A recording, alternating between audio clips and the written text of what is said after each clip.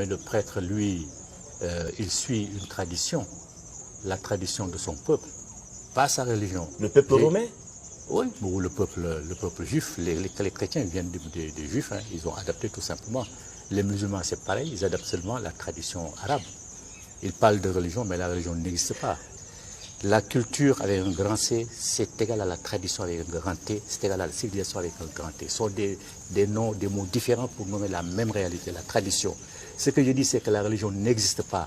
C'est tout. La religion, c'est la vérité. Si les intellectuels l'utilisent, par stratégie peut-être. Nous, on l'utilise par stratégie, mais elle n'existe pas. C'est un mot qui est inventé récemment par les Romains. C'est un mot récent. Avant, il existait d'autres choses. Et ces choses-là s'appellent la réalité, la tradition. C'est la tradition seule qui existe. Je ne fais pas de confusion entre l'arabe et la religion musulmane. Ce sont les Arabes qui ont créé la religion musulmane. Vous ne pouvez pas dissocier.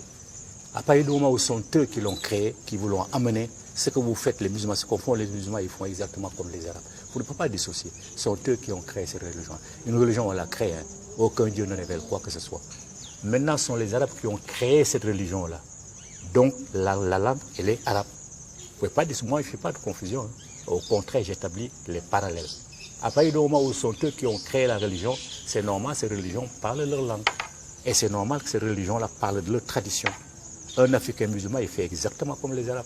Il se marie comme les Arabes, il bâtit ses enfants comme les Arabes, il enterre ses morts comme les Arabes, il s'habille même comme les Arabes, il parle comme les Arabes, il fait tout comme les Arabes. Il adopte même leur habitude culinaire.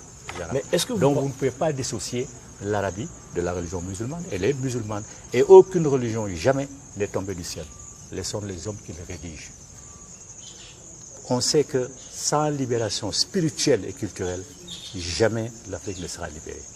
L'Afrique ne peut pas être libre en étant musulmane, en étant chrétienne, en étant juive, en étant tout sauf elle-même. Ce n'est pas possible. Vous ne pouvez pas. On ne peut pas se réaliser dans la peau d'un arabe parce qu'on n'est pas arabe. Aucun de nos ancêtres n'est arabe. Regardez, tous les jours, on dit des Ousmane, des Fatoumata, des Pascal, des Janine.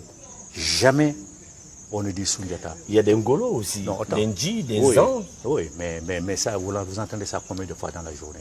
Dans la journée, ce sont les Ousmane, les non-musulmans et chrétiens qu'on entend. Vous pensez que les noms étaient un handicap pour le développement? Un gros handicap pour le développement. Parce que ça nous coupe de nos relations avec nos ancêtres. Vous dites Ousmane, quel est votre ancêtre qui s'appelle Ousmane? Ça n'existe pas. Quels sont les vrais ancêtres qui sont Ousmane, ou Mahomet, ou Fatoumata, ou Pauline, ou Jacques? Ça n'existe pas. Donc vous n'avez aucun contact avec vos ancêtres. Voilà une autre forme d'aliénation qui fait que jamais nous n'allons prendre conscience. Nous déplaçons notre conscience historique vers l'extérieur de l'Afrique. Ça nous envoie vers l'Arabie, ça nous envoie au Moyen-Orient, chez les Juifs, chez les chrétiens, n'importe où, mais sauf en Afrique. Donc nous n'avons aucun repère. À partir du moment où vous n'avez aucun repère, mais nous ne pouvons pas nous construire, ce n'est pas possible. Donc les noms, il faut les rejeter. Si on veut être nous-mêmes, il faut se ressourcer sur le plan spirituel et sur le plan culturel. Tant qu'on sera, on va aller dans les directions des autres, on ne s'en sortira pas. D'ailleurs, les Noirs, ils vivent une contradiction permanente. Comment peuvent-ils se considérer comme les égaux des Arabes, alors qu'ils considèrent les ancêtres des Arabes comme supérieurs à leurs propres ancêtres? Comment les chrétiens, les Noirs chrétiens peuvent-ils se considérer égaux aux Blancs, alors qu'ils considèrent les ancêtres des Blancs supérieurs aux leurs? À partir du moment où tu considères les ancêtres de notre peuple supérieurs à tes ancêtres, mais tu es son esclave. Mais il faut se faire initier, entrer dans la vraie tradition et laisser tout ce qu'on vous amène de l'extérieur qui ne fait que vous aliéner parce que ce n'est pas du tout vrai.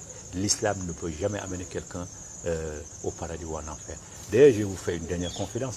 Chez nous, dans notre tradition, on n'a même pas besoin de prier pour aller au paradis ou en enfer. Ça n'existe pas. On n'a pas besoin de prier. Il suffit seulement de faire les choses correctement. C'est le cœur qui juge. Donc, pour inviter nos enfants là, à ne pas perdre leur temps à aller faire des prières inutiles, mais à se consacrer à la construction de l'Afrique. Et ça se fait d'abord en étant africains soi-même. Il faut qu'ils soient des Africains, qu'ils s'identifient à leurs ancêtres, qu'ils renouent avec leurs ancêtres, à leurs sources. Ce sont seuls les ancêtres qui peuvent nous aider.